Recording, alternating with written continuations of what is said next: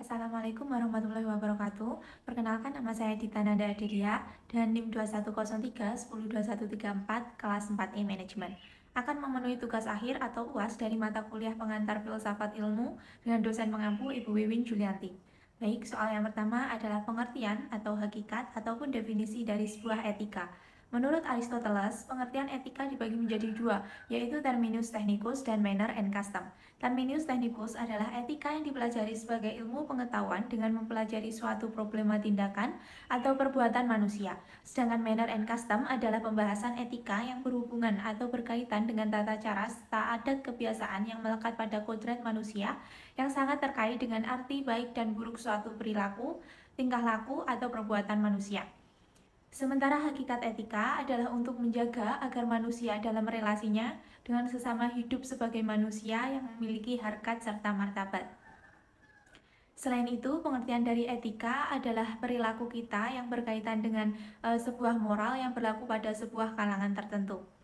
Selanjutnya adalah pengertian ataupun hakikat atau definisi dari sebuah metafisika. Metafisika sendiri berasal dari bahasa Yunani, meta yang artinya setelah atau dibalik, pusika yang artinya hal-hal di alam. Sehingga metafisika merupakan cabang filsafat yang mempelajari penjelasan asal atau hakikat objek fisik di dunia. Metafisika merupakan studi keberadaan atau realitas. Metafisika adalah cabang filsafat yang berkaitan dengan proses analisis atas hakikat fundamental mengenai keberadaan dan realitas yang menyertainya. Jadi dapat disimpulkan metafisika merupakan penjelasan tentang pemikiran manusia yang sulit untuk dijawab sehingga membutuhkan adanya hakikat tentang keberadaan adanya sesuatu. Selanjutnya yang nomor 3 adalah pengertian atau hakikat ataupun definisi dari sebuah estetika. Jika ditelaah dari asalnya, estetika juga berasal dari bahasa Yunani, aesthetikos yang artinya keindahan, sensitivitas, kehidupan, dan berkaitan dengan persepsi akal. Estetika merupakan turunan dari istilah aisthenomai yang artinya saya melihat, meraba, dan merasakan. Istilah ini pertama kali digunakan oleh filsuf Alexander pada tahun 1735 untuk mendeskripsikan ilmu tentang hal yang bisa dirasakan lewat perasaan. Sehingga pada dasarnya estetika yang dicari adalah sebuah hakikat dari keindahan, bentuk-bentuk pengalaman keindahan, seperti keindahan jasmani, keindahan rohani, keindahan seni, dan keindahan alam, yang diselidiki melalui emosi manusia sebagai reaksi terhadap yang indah, agung, bagus, dan mengharukan. Dengan kata lain, estetika adalah sesuatu yang dapat dirasakan keindahannya lewat perasaan seseorang yang mencakup seni, alam, dan kebudayaan. Selanjutnya yang nomor 4 adalah logika. Menurut Haji Abu Ahmadi pada tahun 2007 memberikan penjelasan bahwa logika adalah sebuah studi yang sistematis atau ilmiah tentang prinsip umum yang menentukan kesatuan atau validitas cara menarik kesimpulan dalam menghadapi masalah-masalah yang sedang diperbincangkan. Pada dasarnya, logika adalah bagian dari filsafat yang membicarakan tentang ketepatan pemikiran yang dapat menggambarkan ketepatan berpengetahuan. Dapat dikatakan juga, logika adalah sebuah cara penyelesaian masalah dengan menggunakan akal pikiran yang dapat dinalar. Selanjutnya, nomor 5 adalah monisme. Secara historis, monisme pertama kali digulirkan oleh Parmenides, filsuf Yunani pada abad ke-6 sebelum Masehi. Parmenides menganggap panca indera kita bersifat menipu dan berbagai bentuk benda indrawi yang kita saksikan sejatinya hanyalah ilusi. Satu-satunya eksistensi yaitu yang sejati adalah yang tunggal, yakni yang tak terbatas dan tak terbagi-bagi. Oleh karena itu, monisme merupakan sesuatu yang tunggal dan tidak berubah-ubah. Hanya saja melalui panca indera kita, misalnya raba dengan indera gerak, misalkan tangan dengan kaki, rasa dengan indera lidah, dengar dengan indera telinga, bau dengan indera hidung, cahaya dengan indera mata. Hal yang tunggal tadi bisa berubah dan maknanya akan tetap sama. Selanjutnya yang nomor 6 adalah dualisme. Aliran dualisme menurut Amsal Bahtiar pada tahun 2004 berasal dari bahasa Latin, dualis yang bersifat dua. Dualisme justru berpandangan bahwa ada dua substansi dalam kehidupan ini. Hakikatnya, segala sesuatu yang berlawanan dan sifatnya kekal. Hal ini adalah mutlak di dalam kehidupan, dan hal tersebut tidak bisa dibantah. Tetapi kedua hal tersebut akan kembali pada Tuhan, atau dengan kata lain, Tuhan tidak ada lawannya. Misalkan saja disandingkan dengan alam semesta, alam semesta itu adalah ciptaan Tuhan, bukan lawan dari Tuhan. Menurut saya, dualisme adalah sebuah paham yang meyakini bahwa segala sesuatu yang bersifat berlawanan dan kekal. Selanjutnya yang ketujuh adalah pluralisme. Istilah pluralisme berasal kata dari bahasa Latin yaitu pluralis yang berarti jamak atau plural. Hakikat pluralisme bisa dijabarkan dengan 4 unsur yang alami, yang bisa melahirkan sesuatu hal atau menciptakan sesuatu yang baru atau bahkan menciptakan sesuatu yang sudah ada.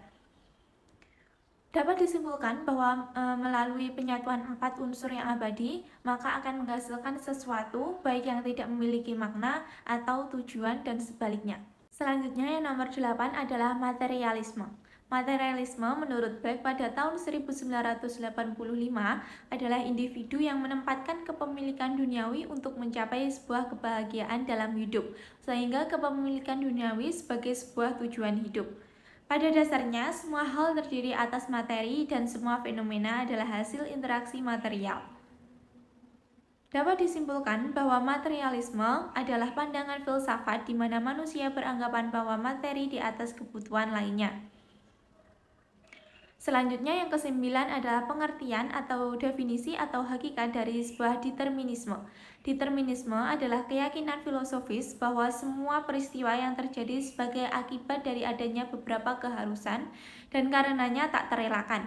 Determinisme sering diartikan sebagai determinisme kausal, yang dalam fisika dikenal sebagai sebab dan akibat.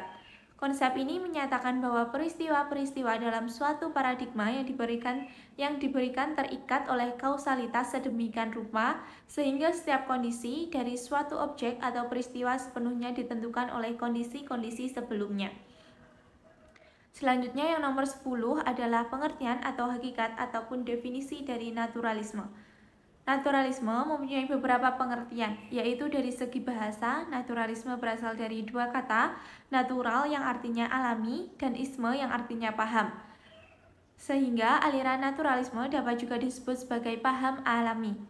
Pada dasarnya, setiap manusia yang terlahir ke bumi ini memiliki kecenderungan atau pembawaan yang baik dan tak ada seorang pun yang terlahir dengan pembawaan yang buruk. Dapat disimpulkan bahwa filsafat aliran naturalisme ini menjunjung tinggi alam sebagai sarana utama dalam kehidupan manusia. Bahkan Tuhan pun diyakini tidak ada hubungannya atau tidak peduli dengan alam.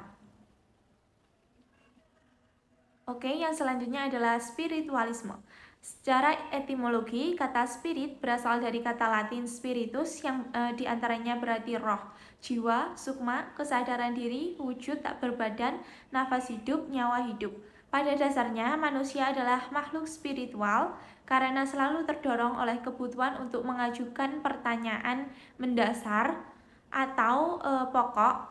Spiritualisme ini dalam filsafat adalah bentuk karakteristik dari sistem pemikiran maupun yang meyakini eksistensi dari realitas imaterial yang tak bisa diresap oleh indera. Selanjutnya yang nomor 12 adalah hedonisme. Dalam ensiklopedia Britannica, pengertian hedonisme adalah istilah umum untuk semua teori perilaku di mana kriterianya adalah kesenangan. Pada hakikatnya, hedonisme adalah aliran filsafat di mana berperilaku utama hanya untuk kesenangan semata. Maka dapat dikatakan juga bahwa hedonisme adalah perilaku manusia untuk melakukan sesuatu hanya untuk memuaskan diri dengan kesenangan dan kebahagiaan semata. Selanjutnya yang nomor 13 adalah utilitarisme. Utilitarisme adalah sebuah teori moral yang menyatakan bahwa sebuah tindakan disebutkan benar secara moral jika menghasilkan kebaikan bagi semua orang yang terpengaruh. Pada dasarnya, aliran filsafat di mana jika berperilaku baik maka akan memberikan manfaat kepada orang lain. Dapat dikatakan juga bahwa utilitarisme adalah paham ketika seseorang berbuat baik maka akan berguna, bermanfaat, dan menguntungkan untuk orang lain. Selanjutnya yang nomor 14 adalah filsafat barat. Filsafat barat adalah hasil pemikiran radikal oleh para filsuf barat sejak abad pertengahan sampai abad modern. Thales dari Miletos adalah seorang filsuf yang mengawali sejarah filsafat barat pada abad ke-6 sebelum Masehi. Dapat disimpulkan bahwa filsafat barat adalah sebuah pemikiran radikal dari filsuf barat. Selanjutnya yang nomor 15 adalah filsuf Islam. Filsafat Islam merupakan sebuah kajian sistematis terhadap kehidupan, alam semesta, etika, moralitas, pengetahuan, pemikiran dan gagasan politik yang dilakukan dalam peradaban umat muslim yang berhubungan dengan ajaran-ajaran Islam. Atau dengan kata lain, filsafat Islam adalah kajian terhadap segala sesuatu yang berkaitan dengan kehidupan manusia dan pemikirannya dalam peradaban muslim yang berkaitan dengan syariat Islam. Selanjutnya yang nomor 16 adalah filsafat ilmu. Filsafat Timur. Filsafat Timur merupakan sebutan bagi pemikiran-pemikiran filosofis yang berasal dari dunia timur atau Asia. Filsafat Timur ini lebih mengepentingkan hati daripada akal, sebab hati merupakan penyatu antara akal dan perasaan. Selanjutnya yang nomor 17 adalah filsafat politik. Menurut Plato, filsafat politik adalah upaya untuk membahas dan menguraikan berbagai segi kehidupan manusia dalam berhubungannya dengan negara. Dapat disimpulkan bahwa filsafat politik adalah cabang filsafat tentang pemikiran yang berkaitan dengan kehidupan manusia yang berhubungan dengan politik. Selanjutnya yang nomor 18 adalah filsafat hukum. Filsafat hukum adalah cabang filsafat, yakni filsafat tingkah laku atau etika yang mempelajari tentang hakikat hukum. Dapat dikatakan juga filsafat hukum adalah filsafat yang mengkaji tentang hakikat hukum seperti tujuan hukum dan mengapa harus patuh terhadap hukum. Selanjutnya yang nomor 19 adalah filsafat Pancasila. Filsafat Pancasila adalah hasil pemikiran yang paling mendalam dan dianggap telah dipercaya serta diyakini sebagai suatu kesatuan dari norma dan nilai yang dianggap paling benar, adil, bijaksana, paling baik dan paling sesuai dengan kaidah didirikannya Negara Kesatuan Republik Indonesia. Dapat disimpulkan bahwa filsafat Pancasila adalah penerapan nilai-nilai Pancasila dalam kehidupan berbangsa. Selanjutnya, nomor 20 adalah filsafat sejarah. Filsafat sejarah merupakan salah satu bidang filsafat yang meneliti asas-asas paling fundamental untuk menjelaskan berbagai pola dan hukum dalam berbagai proses historis sebagai keseluruhan. Filsafat sejarah adalah pemikiran filsuf tentang perkembangan atau perubahan yang ada sehingga menjadi sebuah historis. Sekian pemenuhan tugas akhir untuk UAS saya. Akhir kata, wassalamualaikum warahmatullahi wabarakatuh.